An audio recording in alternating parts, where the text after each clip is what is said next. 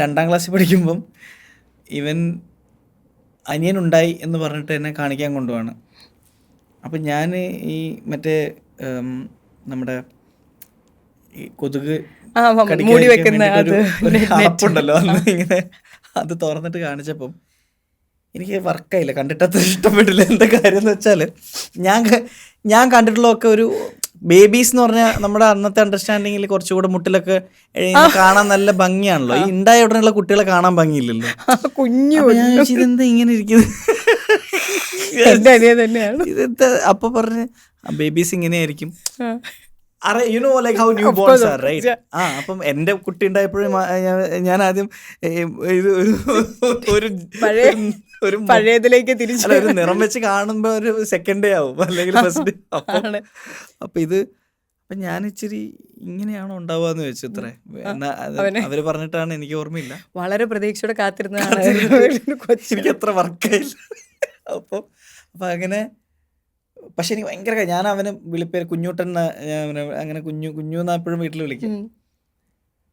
അങ്ങനെ ഒരു few months ഒക്കെ ആയപ്പോഴാണ് എനിക്ക് ഓക്കെ, എസ്തെറ്റിക്കലി പ്ലീസിങ്. ഇച്ചിരി ശരീരമൊക്കെ വെച്ചു.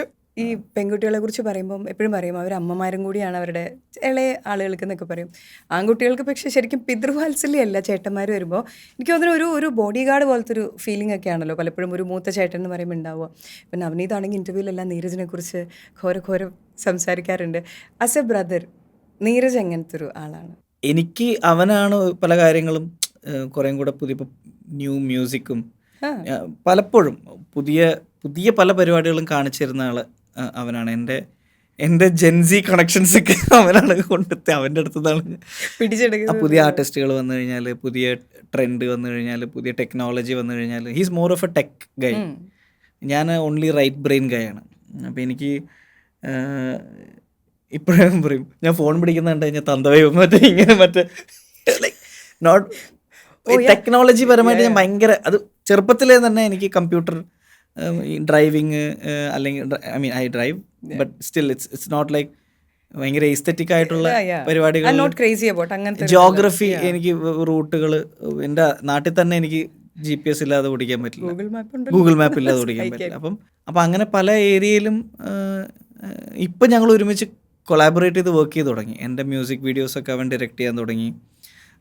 അതേപോലെ ഞങ്ങൾ ഒരുമിച്ച് സ്ക്രിപ്റ്റ് ഡിസ്കസ് ചെയ്ത് തുടങ്ങി. അപ്പം അവനും ആസ്പയർ ചെയ്യുന്നത് ഈ ഒരു ഫീൽഡ് തന്നെ ആയതുകൊണ്ട് ഇപ്പം നമ്മൾ ഒരുമിച്ച്, ഇതിപ്പോൾ കഴിഞ്ഞ ആഴ്ച എൻ്റെ ഒരു പുതിയ മ്യൂസിക് വീഡിയോ അവൻ, കാലി ബോയ്സ് പറഞ്ഞ ഒരു അൺറിലീസ് ട്രാക്ക് ഉണ്ട്, അത് അവനാണ് ഡയറക്റ്റ് ചെയ്തത്.